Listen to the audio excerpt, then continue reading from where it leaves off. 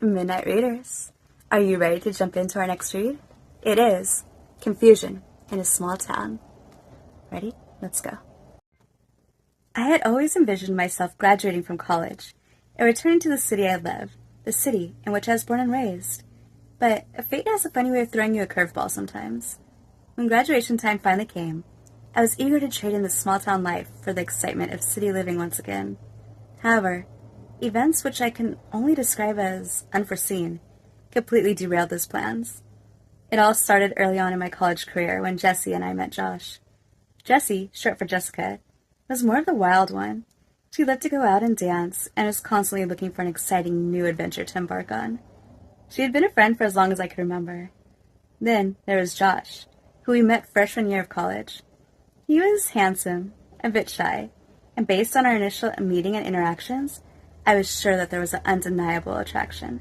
Well, that was until the surprising discovery that he was not interested in me whatsoever, or any female for that matter.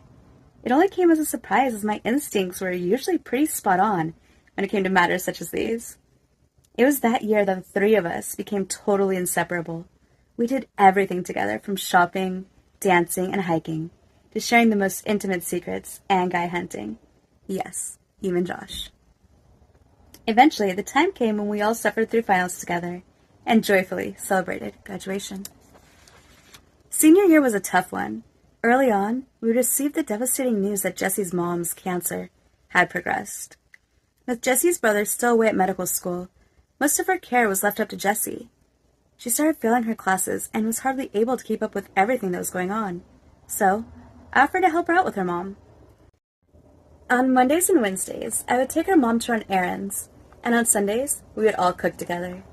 Sundays were the only days that Josh would come around Jessie's house. It almost seemed as though he were uncomfortable around her mom ever since her illness had progressed. Perhaps he was simply trying to be respectful and give them space. It's hard to say. My favorite nights were the Sunday nights. After helping clean up dinner, Josh would always head out.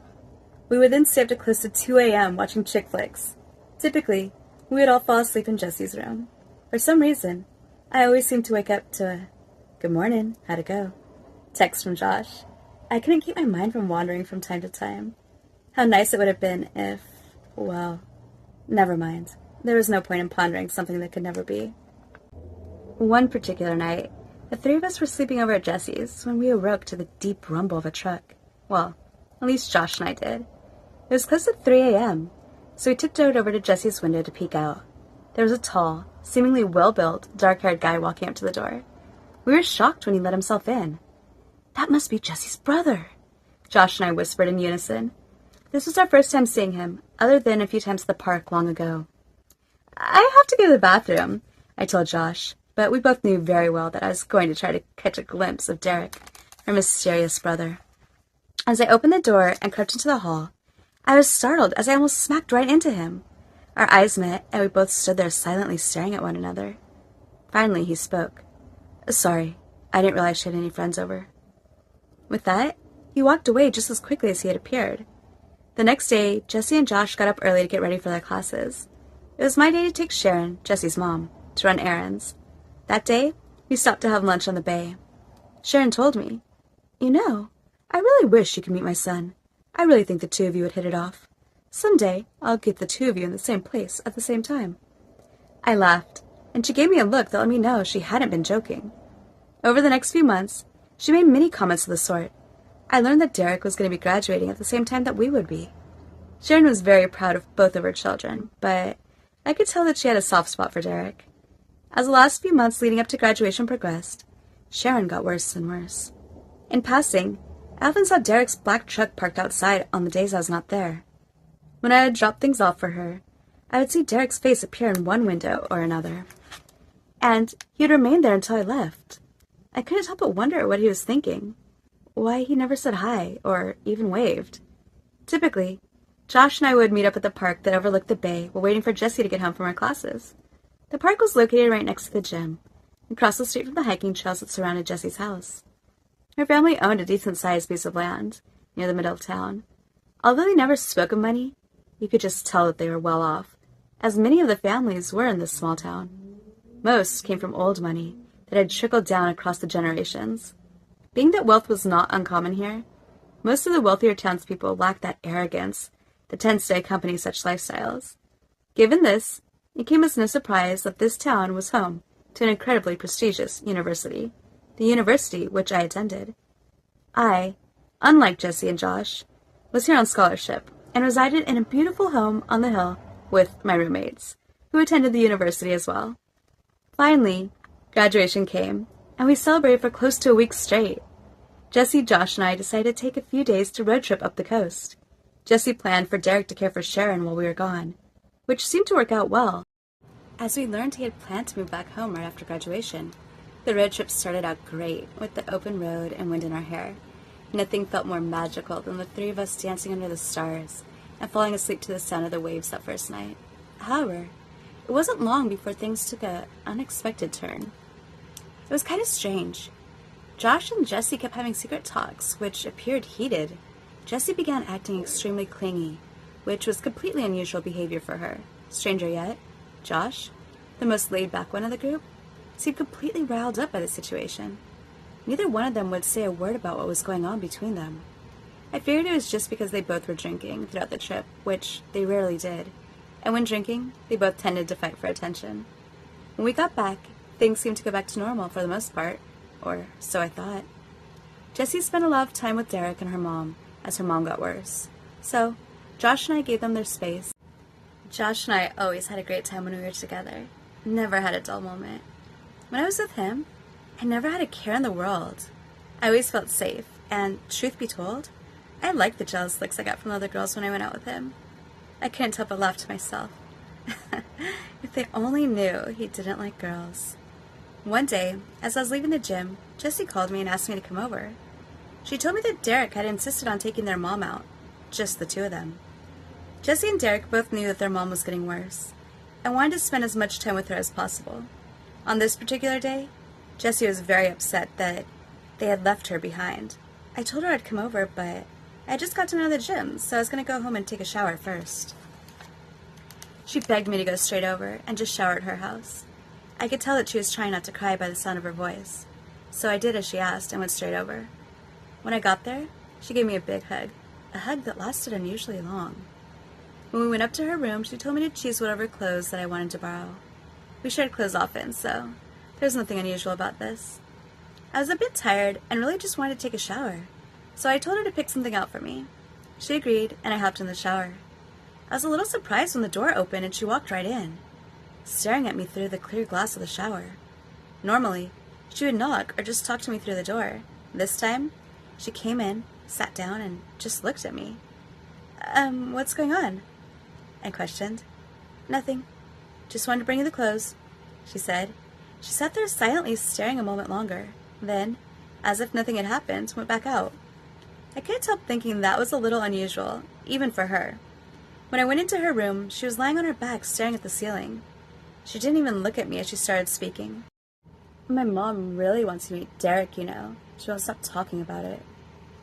I didn't really know how to respond to that, since I detected a hint of bitterness in her voice. Her next question really made me start to wonder what was going on with her. She had never shown any insecurity, uncertainty, or whatever this was in all the years I had known her. "What do you truly think of me?" she asked. "What do you mean?" I questioned. "Never mind," she said as she got up and turned on the TV. "Wait, what's going on?" I questioned again. "Nothing, just forget it." Feeling awkward, I put my hand on her shoulder. I was about to speak when she slid my arm down and around her, leaving my hand resting awkwardly on the bottom of her breast. Feeling completely caught off guard, I did the only thing I could think of in the moment and pretended not to notice, while nonchalantly slipping my arm away. I couldn't help but wonder if it had been an accident or intentional. Just seconds later, the movie started. We didn't really talk much more that night. It was all very unusual, even for her. So, when she went to the bathroom, I texted Josh and told him that Jessie was acting strangely and begging him to come over to help me figure out what was going on. It wasn't more than 10 minutes before we heard Josh's car pull up. "I'm letting myself in," he yelled. I was relieved that he was there. When I hugged him, I whispered in his ear, "Thank you, I owe you one." He whispered back, "Anything for you." Did I mention what a shame it was that he was gay? I mean, he did have all the makings to be the perfect boyfriend after all. The next morning, I woke up to hear voices downstairs, and I knew that Sharon and Derek had arrived back. Josh said he was going to head home because he had sketches due for work. Although Josh had been going to college with us, he really didn't need to. You see, he owned a lucrative graphic design business and did pretty well for himself.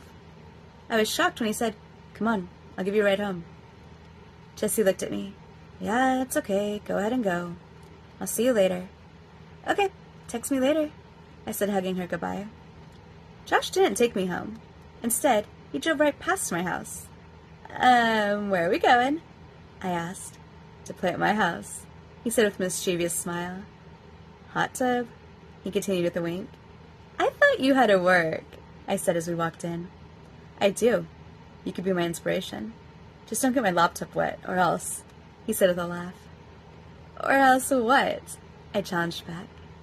"Or else this," he said as he grabbed me, threw me down on the bed, and tickled me relentlessly. Okay, I won't get it wet," I gasped. "Good," he said as he threw me one of his t-shirts to change into. I changed and went out to meet him in the hot tub. The warm sun felt good, and the bubbles in the water were relaxing. I sat across from him, and I couldn't help but stare. His perfect abs and broad shoulders were, well, perfect. He looked up at me and cocked his head to the side.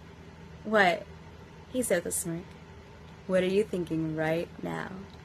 I smiled and didn't answer. "He is handsome and smart and charming. It's a shame he's not into girls.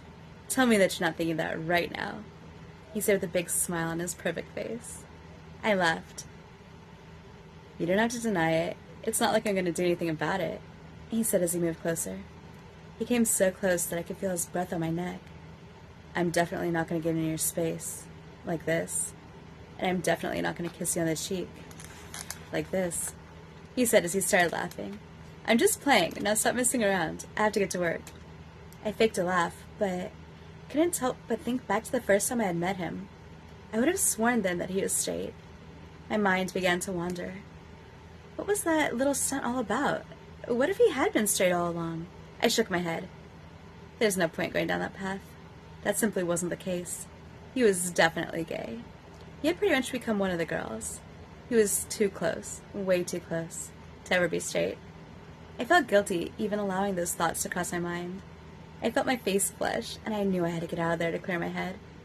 "Hey, I'm going to take off. I'll see you later," I said as I hopped out. "Wait, why?" he questioned. He seemed concerned.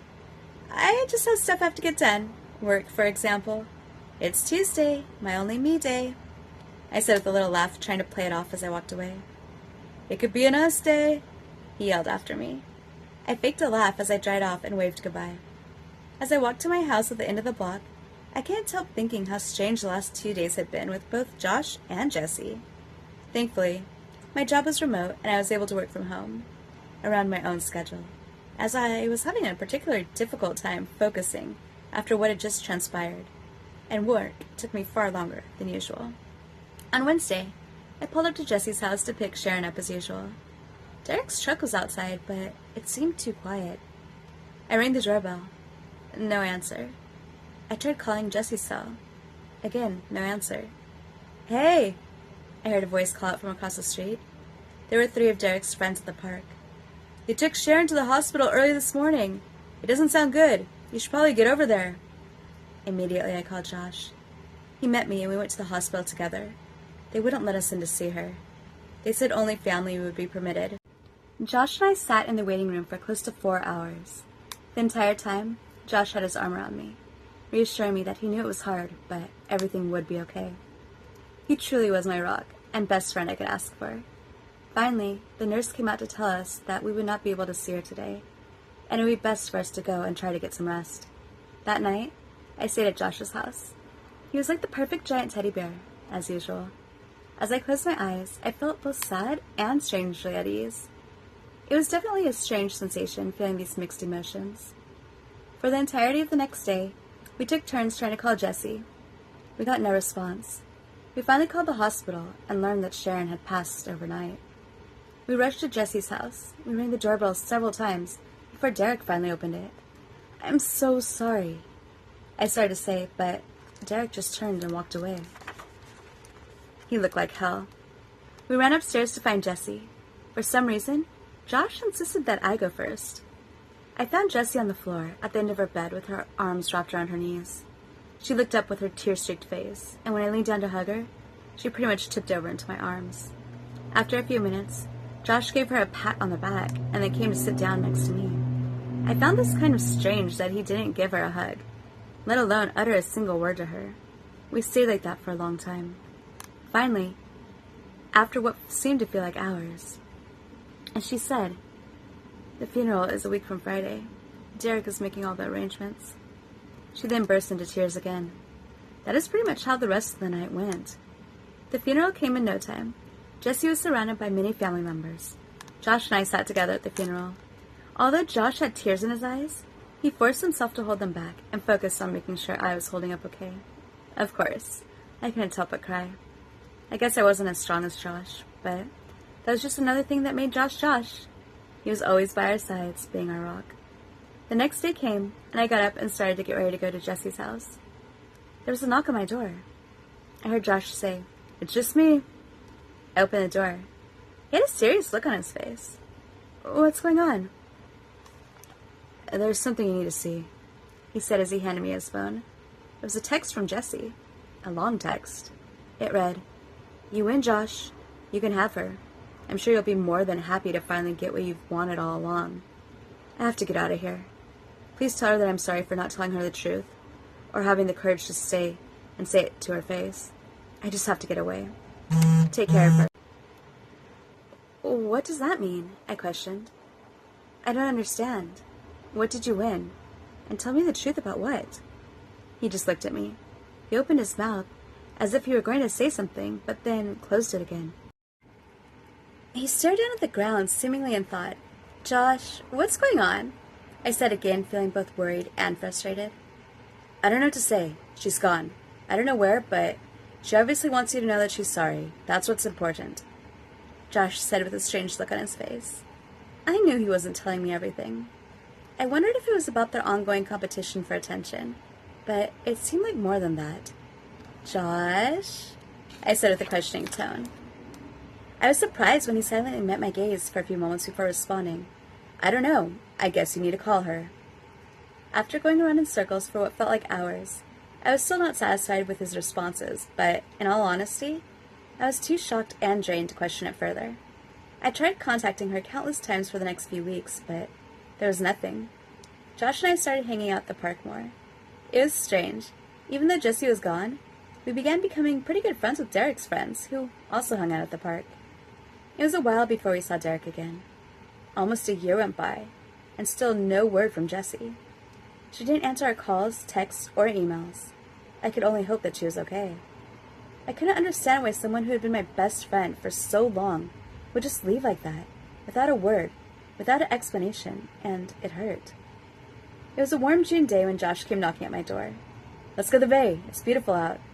I agreed and went and changed into my bikini. We spent the majority of the day playing in the waves and laying out on the sand. It started to get a bit chilly, so we decided to head up to the park to say hi to the guys. Josh took my hand as we climbed up the cliffs to get to the car. He gave my hand a little squeeze. "Here," he said as he gave me his hoodie. We pulled up at the park. "Who's that?" I questioned as we started to walk towards the guys. There were normally 3 guys we hung out with, but today there were 4. "Let's go find out," Josh said as we began walking closer. It was Derek. We'd only seen Derek 3 other times in the last few months. Typically, when we did see him, we'd only exchange a formal hello, whereas his buddies all struck up conversations and played around. Derek used to be like that, when he would come down for the weekends before his mom got sick. He was always like the leader of the group. All the guys seemed to look up to him and follow him in whatever he did. Even now, they all talked about him like he were a king and they were his loyal subjects. The last time I saw him, it was a little different. We actually ended up talking for quite a while. I thought it was cute how such a handsome guy was so shy. Josh had been out of town visiting his mom, so I had a day all to myself. I decided to go for a jog as it was a gorgeous day out. As I jogged down the hill, I noticed Derek was at the park with a few of his friends. "Hey!" they called out as they waved me over. "Hi," I said. Derek wanted to say hi. We wanted to say what's up. one of his friends said jokingly. Where's your sidekick? Out of town, I replied. Oh, good. So he won't get mad that we're talking to you. They started to say when I cut them off. Wait, why would he get mad? Well, unless he secretly has a crush on one of you that I'm unaware of. Oh, it's like that, they questioned. Yep, I replied. Finally, Derek spoke. It's been a while. How are you? I'm good. How about you? Okay, he said with a strange look, and then it hit me. The anniversary of his mom's passing was rapidly approaching. So, I attempted to quickly change the subject. What have you been up to? I was always curious about the mysterious Derek. Is that right? He said with a smile. I realized that was the first time I had really seen him smile. He told me how he had been putting in countless hours at an internship and came home to take care of the house whenever he could. We talked for hours about anything and everything. I think it was safe to say, after that afternoon, we knew everything from each other's favorite colors and foods to most embarrassing moments. We stayed there long after all other guys had headed home. Finally, it started to get cold, and he walked me home. We parted ways, promising that we'd do this again sometime soon. For the following week, I found myself smiling whenever I thought about that day. His smile, his laugh. I wondered what the dynamic was going to be like this time, with Josh being here. We finally made it over to them. Hey! The guy said as they all gave me hugs and Josh high fives. Although, I think deep down, Josh would have preferred hugs. Derek turned and just looked at me. Hey, Derek, I said with a little smile. He continued silently staring. Feeling a little awkward, I continued, How's it going? Hey, man, what's up with that? You're just going to ignore her? Josh blurted out. He looked at him for a second and then turned and began to walk away. Just because you have problems, don't take it out on her, Josh yelled after him. My mouth dropped open. I was completely shocked at what had just happened, especially at Josh's behavior. I had never seen him do anything like that before. Sorry about him. He's just going through some stuff right now, Byron, Derek's friend, said. Yeah, well, I know not to say hi to him anymore. Lesson learned, I said with a little laugh. But truth be told, I would have to think twice before setting myself up to be embarrassed like that again. I honestly hadn't expected that response, or lack thereof, whatsoever, and it kind of stung. Don't be like that. It's not you. He didn't mean it. You know that. Byron responded. It's all good. I think I'm just going to go hit the gym, I said as I started to walk away. Want me to come? Josh asked. No, not this time. I think I'm just going to go and get lost in my music, I said. Okay, well, sorry again. I'm going to go try to talk some sense into Derek, Byron said as he ran after him. I hugged Josh and walked up the hill to my house. I changed and got ready to go to the gym. As I walked through the far side of the park, I could see that Josh had left, and Derek and his friends were gone as well. Still feeling a bit hurt, I set my focus on the gym. I had been working out on my favorite piece of equipment, the elliptical, for close to 30 minutes when I nearly flew off, startled by a tap on the shoulder. It was Derek. I paused my music and looked at him. Hey, he started to say. Oh, so now you feel like talking, I said sarcastically. Look, I just came to say I'm sorry, he said. You came all the way in here just to say you're sorry? I questioned in disbelief. I'm gonna go. This was a bad idea, he said as he started to walk away. Wait, I called out. He ignored me, yet again, and just kept walking. I ran to the locker to get my stuff and then had a sprint to catch up with him. By the time I caught up, he was already outside of the gym, heading around the corner. As I followed him around the corner, I could see the sunset reflecting on the water in the bay. Derek, wait, I said again. He turned to face me. I could see tears in his eyes. What? He said. The way he said it made me feel like I was a child being scolded. Are you okay? I asked. He turned and started to walk away again. Just go ahead and go. I'm fine, he said in a kind of harsh tone. Sorry, I can't do that, I told him. Look, I don't need anyone seeing me like this, especially not you, he said. Fine, I won't look, I replied. He didn't say anything. Then it dawned on me. Had he just said, especially not me? Why especially not me, I wondered. Had I not read him right? I had gotten so many mixed signals from him lately that I didn't know where we stood. As badly as I wanted to ask just that, I refrained and decided that I needed to focus on what was going on with him right now, because clearly, something major was up. Look, we're just in time to catch the sunset. Let's go watch from the benches across the street. It'll only take a couple of minutes. You might as well agree, because I'm not going to take no for an answer, I said in my most persuasive tone. He didn't respond, but began walking in that direction. We walked over and sat down in silence. He turned his head in the opposite direction to, what looked like, wipe a tear from his cheek.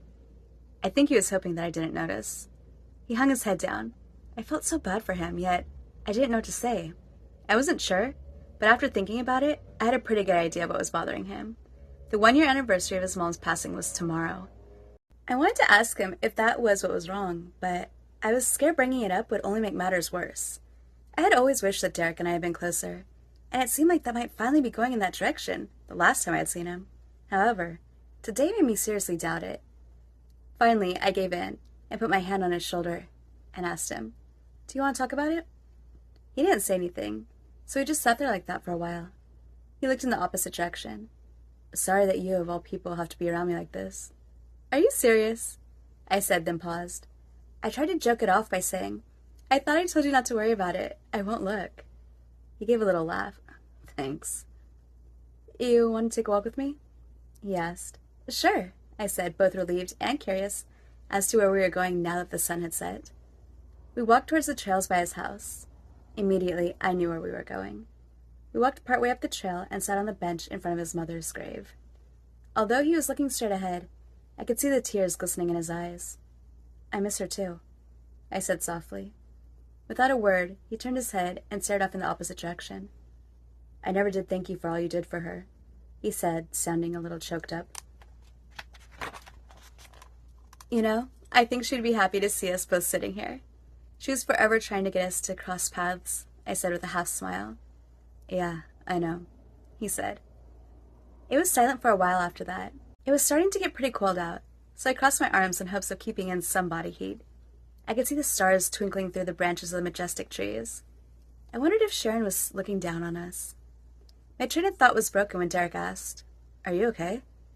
Why was he asking if I was okay, when he was the one sitting in front of his mother's grave, I wondered. I must have given him a funny look, because he quickly followed up with, "You're shaking." "Oh," I said with a little laugh. "Yeah, it's just a bit chilly." He started to take off his jacket to give it to me. "No, that's okay. I don't want you to be cold. I'll be fine," I argued. "Fine. Then can I at least do this?" he asked as he put his arm around my shoulders. "I guess that'll work," I said playfully. At this point, I started to wonder if I'd misread him all along. I'd always gotten the impression that he didn't really like me, aside from the first time that we met. We never really talked before these last few days, even when hanging out together at the park with friends. His friends always seemed happy to see me, and we always had interesting conversations. When I would see Derek with his friends, he acted just like them, but when I came around, he was next to silent. "Can I ask you something?" he said. "Sure." Then there was nothing but silence. "Wow, that was an intense question," I remarked sarcastically. He was silent another moment before asking, "Do you want to go up to the house, just to get out of the cold?" "That sounds like a great idea," I said as we started up the trail to the house. Once inside, he said again, "Can I ask you something?" "I swear I'm having deja vu," I said jokingly. "You must think I'm kind of a jerk," he said. "What?" I started when he cut me off. "Never mind." I looked at him for a second, but he turned away. "Was that your question?" I asked teasingly. When he didn't respond, I quickly followed up with, "I think you're a nice guy, and sort of handsome. Not a jerk." He turned back around. "Thanks, I think." I couldn't help but laugh. "And thanks for being here right now," he continued. "Of course," I said. "You know, that's not really fair," I said with a smirk. "What?" he questioned, looking a bit confused. "Well, you got me to tell you what I think of you, so it's your turn." "Oh, well, I'm sure you already know how I feel." "It's always been pretty obvious, hasn't it?" he responded. I just looked at him. "You're really going to make me say it?" he questioned, looking uneasy. No offense, but I don't think anyone has ever sent me more mixed signals, ever," I fired back. He looked as if he were going to say something, but didn't. Finally he responded, "See? This is what you do to me. That alone should say it all." "What exactly is it that I do to you?" "Make you forget how to speak?" I questioned sarcastically. "Huh, pretty much," he said with a little laugh. "No, seriously. I think you're amazing, with a big heart. Not to mention beautiful, he said. Sorry, I just assumed you knew that. Yeah, my psychic abilities are pretty good, but not that good, I said jokingly. He walked over and stood pretty close to me. I'm really glad you're here, he said again for what I believed to be the third time. Nowhere I'd rather be, I said, giving him a little side hug. I was caught off guard when he pulled me in and did not let go for what felt like a really long time. I jumped when my cell phone vibrated. Derek walked over to the fridge and took out a drink. Want anything? He asked. I'm good, thanks, I replied as I read the text message on my phone. It was from Josh. Are you okay? The guys told me that you were with Derek, and considering the way he was acting earlier, I just need to know that you're okay. Yes, I'm fine. Thanks for checking, I responded. Good, he texted back. With that, I put my phone in my back pocket. Do you want to watch a movie or shoot some pool or something? Derek asked. Yeah, let's play some pool. That is, if you're willing to get beat by a girl, I said playfully. Oh, it's on, he said and began to rack the balls. My phone vibrated again. It was Josh. Again. It read, I'm not. I had no idea what he was talking about, so I decided I'd just get back to him after our game of pool. Just as I started to put my phone back in my pocket, it vibrated again. This time, there were just 3 dots as the message. This was very unusual for Josh. I actually couldn't recall a time that he had ever texted me compulsively like this. Immediately, another text message came through. We really need to talk. I finally read him back. Okay, I'll leave Derek's house in a little bit and give you a call, okay? Right away, the phone vibrated again. It read, please. Is everything okay over there? Derek asked. Oh, yeah, it's fine. It's just Josh, I said. Oh, okay, cool. So, do you want a break? He asked, handing me a pool stick. Sure, I said. I leaned down, lined the pool stick up, and focused on the balls. Just as I slid the stick, my phone vibrated, causing me to jump. In turn, I did the worst break I had ever done in a game of pool. Only 1 ball moved. Yes, only 1. Want a redo? He asked tauntingly. I laughed. No, it's your turn. I pulled out my phone. Can we please talk? It said. Yeah, I said I'll call you in a little bit. I wrote back. It was my turn. Derek had made 2 striped balls into the corner pockets, so I put my focus on the solid blue and purple balls that were lined up for the perfect shot. I aimed, shot, and made it. All the other balls were in bad positions. Well, go ahead and show me how it feels to get beat by a girl, Derek said jokingly. Yeah, someone put all the balls in bad positions, I said, laughing. Here, let me help you, he said as he wrapped his arms around me. He put his hand over mine. They seemed to fit perfectly. I looked up at him. He smiled and said, Focus. We aimed and hit the balls. He kept his arms around me as we watched the balls bounce off the sides and go straight into the pockets. He gave me a little squeeze and went to set up his shot. My phone vibrated again. This time it read, No, I need to do this face to face. Can you come out for just a minute, please? My curiosity was piqued. Need to do what face to face? I wrote back. Just come out, please, he responded. I suddenly realized that he meant he was outside. I couldn't figure out what was going on. This was nothing like the Josh I knew. Derek, I hate to do this, but Josh needs to talk to me really quick. I guess he's outside. I'm sorry. I'll be right back, if that's okay, I said, feeling really bad that I was leaving him alone right now. He just seemed to get in a good mood and forget about his worries. Now I was going to leave him sitting there alone. Yeah, that's fine. Just go ahead and let yourself back in when you're done, he said, not seeming to mind. I went outside. I saw Josh's car, but no Josh. I walked up the path a little bit. I could see Derek watching me from the kitchen window. I looked around for a minute before I spotted Josh. He was sitting on a bench in the clearing at the top of the path. He was leaning forward with his hands over his head. As I got closer, I could tell something was definitely wrong. I was overcome with a wave of emotion and worry. I had never seen him anything but cool, calm, and collected. He never really got mad, never really seemed sad, and usually was in a good, upbeat mood. I sat down next to him on the bench and put my hand on his back. Hey, what's going on? I asked. I need to tell you something. I should have told you a long time ago. I don't want you to be mad, he said in a low voice. He did not bring his head up as he said this. And that is where we're going to call it quits for today, guys. Hope you enjoyed this portion of Confusion in a Small Town. Stay tuned for next week for the next few chapters. Good night.